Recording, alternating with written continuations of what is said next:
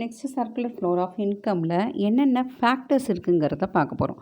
What are the factors it determines அப்படின்னு கேட்டாக்க, the flow of income, goods and services, factors of production, you all know, including factors of ப்ரொடக்ஷன்னா you all know land, labour, capital, organisation, இதெல்லாம் தான் factors of production.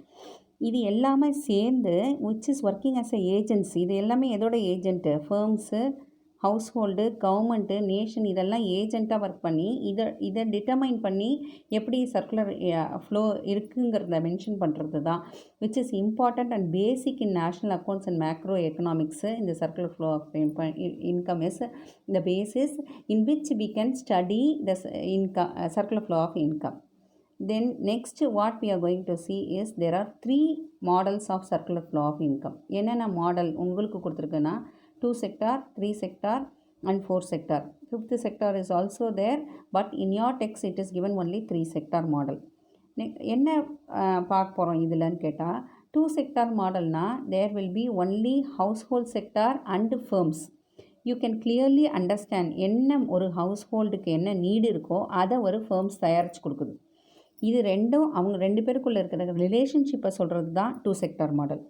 The whole household sector will be the sole buyer of goods and services, and also they are the sole supplier of factors and factors of production. அதாவது அவங்க கிட்டேருந்து land labour, house ஹோல்டுக்கிட்டேருந்து land லேபரை வாங்கிப்பாங்க. in turn they will give us a goods and services திரும்ப அவங்களுக்கு கொடுப்பாங்க. இதுதான் house hold செக்டாரில் இருக்கிறது.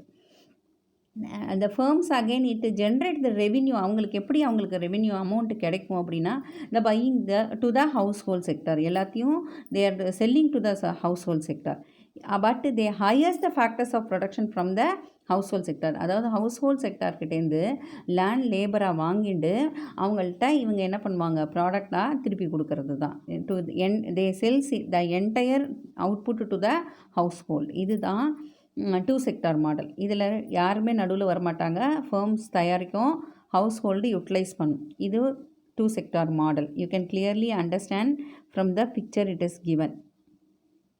See children, there is a identity like a formula there is. What is the identity அப்படின்னு கேட்டால், y is equal to c plus i. What is y? Y we all know is income, c is consumption and i is the investment. Next we are going to see is 3 sector model. இந்த 3 sector மாடலில் ரொம்ப simple. என்னன்னு கேட்டாக்க, the same household sector and the firm will be there with the inclusion of government sector. the government sectorம் இதில் இருக்கும். What is the role of government sector? It levies taxes and also be a source of transfer like pension, subsidies, இதெல்லாம் கொடுக்கறதுக்கு அது ஒரு பாலமாக இருக்கும். Government ஒரு மீடியேட்டராக இருக்கும் between the firms and the house hold. எக்ஸாம்பிளுக்கு இன்னும் டீட்டெயிலாக சொல்லணுன்னாக்கா, ஒரு ஃபர்மு ஒரு லோன் வாங்கணும் அப்படின்னா government will be sanctioning and also it gives a subsidies for the firms. அதே சமயத்தில் they will be getting taxes from the people and also give subsidies and also give pension for the people. இது they will be acting as a mediator and helping both the household sector and the firms. இதில் with the inclusion of the government we call it as 3 sector model. The identity is y is equal to c plus i plus g. Y is the national income, c is the consumption expenditure, i is the investment expenditure and g is the government expenditure. Next what we are going to see is 4 sector model. In the 4 sector model what we study with the inclusion of foreign sector. நான் இப்போ உங்களுக்கு என்ன சொன்னேன், house hold sector சொன்னேன், firms என்ன செய்யும்னு சொன்னேன், government என்னன்னு செய்யும்னு சொல்லிட்டேன். இது எல்லாமே நேஷனுக்குள்ளே இருக்கிறது. when we export these products or the goods and services to the foreign countries, then it is called as 4 sector model. This is simple. When we export things to the foreign countries, then it is 3 sector model. இந்த 3 sector மாடலோடைய identity எப்படி இருக்குன்னு கேட்டால், y is equal to c plus i plus g plus x minus m. இதில் y income, c consumption, i investment and g is the government sector. We all know. Apart from that, இது together C plus I plus DA இன்னொன்று என்ன சொல்லலாம்னு கேட்டாக்கா domestic எக்ஸ்பெண்டிச்சர்னு சொல்லலாம். ஏன்னா it happens inside the country we call it as a domestic expenditure.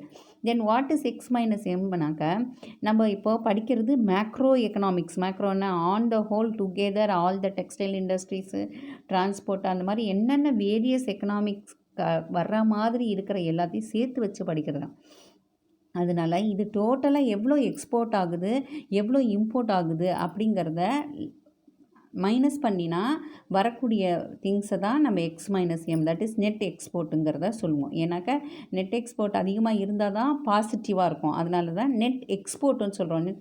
நீங்கள் கேட்கலாம், ஏன் நெட் இம்போர்ட்டுன்னு சொல்லியிருக்கலாம்ல, why it is called as net exports அப்படின்னாக்கா எக்ஸ்போர்ட்ஸ் அதிகமாக இருந்து இம்போர்ட் கம்மியாக இருந்தால் தான் அது நமக்கு பாசிட்டிவ், தட் இஸ் நமக்கு ப்ராஃபிட். அதனால we call it as net exports. நம்ம எவ்வளோ எக்ஸ்போர்ட் பண்ணுறோம், எவ்வளோ இம்போர்ட் பண்ணுறோங்கிறது, இம்போர்ட்டை மைனஸ் பண்ணிட்டு தான் எக்ஸ்போர்ட்டை எப்பயும் கால்குலேட் பண்ணணும். இதை கால்குலேட் பண்ணுறது, இதை சொல்கிறது தான் 4 sector models. The household government firms ஒரு செக்டாரு. அதுக்கப்புறமா இதில் கவர்மெண்ட் இன்க்ளூட் ஆகும்போது டொமஸ்டிக் இன்ஃப்ளூயன்ஸை வச்சு பார்க்குறது 3 செக்டார் மாடலு. இதுவே எக்ஸ்டர்னல் தேர்ட் வேர்ல்டுக்கு போயிட்டாக்க, அப்பார்ட் ஃப்ரம் அவர் நேஷன் போயிட்டா, then it is we call it as 3 sector model. Next உங்களுக்கு இன்னொன்று என்ன கொடுத்துருக்கேன்னு கேட்டாக்கா, சம்மரியிலிருந்து I have given you a picture. What is that picture அப்படின்னு கேட்டாக்க, இது வந்து you have to read the summary also. This economic models based on economic variables are useful in understanding an economy-ங்கிறத ஒரு 1 மார்க்கில் கேட்கலாம்.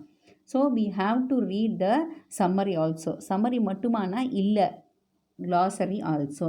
glossary-ல பாருங்கள், mixedism, an ideology that mixes on combines the principles of capitalism, private role, and socialism, nation role in an எக்கனாமின்னு கொடுத்துருக்கு. இதை மாதிரி கொடுத்துருக்கிறதுல capitalism, private ரோலில் ஒரு choose the correct ஆன்சர்லேயோ 1 மார்க்கில் உங்களுக்கு தாராளமாக கேட்கலாம். இல்லை இதை வந்து 2 மார்க்கில் கேட்கும்போதும் இந்த பாயிண்ட்டை நீங்கள் அதில் மென்ஷன் பண்ணி அண்டர்லைன் பண்ணி ஸ்பெசிஃபை பண்ணி நடுவில் எழுதும்போது உங்களுக்கு ஒரு அடிஷ்னலாக ப்ரெசன்டேஷனுக்காக கிடைக்கும். அதே மாதிரி இதையும் 1 மார்க்கில் கேட்கலாம். What is mean by stock, what is mean by ஃப்ளோன்னு கேட்கும்போது stock is a static and flow is a dynamic. ஏன்னு கேட்டாக்கா இது வந்து சர்க்குலேட்டில் இருந்துகிட்டே இருக்கும். ஃப்ளோ சர்க்குலேட்டில் இருந்துகிட்டே இருக்கும். பண வரவு வந்துகிட்டே இருக்கும், போயிட்டே இருக்கும். அதை தான் கால்குலேட் பண்ணி சொல்கிறது தான் ஃப்ளோ வேரியபிள். ஆனால் ஸ்டாக் வேரியபிள்ங்கிறது கான்ஸ்டண்ட்டாக இருக்கிறது, எவ்வளோ கமோடிட்டி இருக்குங்கிறத ஒரு பாயிண்டில் இன்றைக்கி எவ்வளோ இருக்குங்கிறத கால்குலேட் பண்ணணுன்னாக்கா அது ஸ்டாட்டிக். அதனால் அந்த 2 வேர்டு ஸ்டாட்டிக், டைனமிக்குங்கிற வேர்டை யூஸ் பண்ணியிருக்காங்க. இதை 1 மார்க்கில் கேட்கலாம். அதனால் எல்லா லெசனோடைய சம்மரையையும் கிளாசரியையும் கண்டிப்பாக நீங்கள் படிச்சிருக்கணும். அதை கொஞ்சம் அண்டர்லைன் பண்ணி வச்சுருக்கணும். இப்போ next we are going to see the national income in the next class. First chapter is over. Thank you children.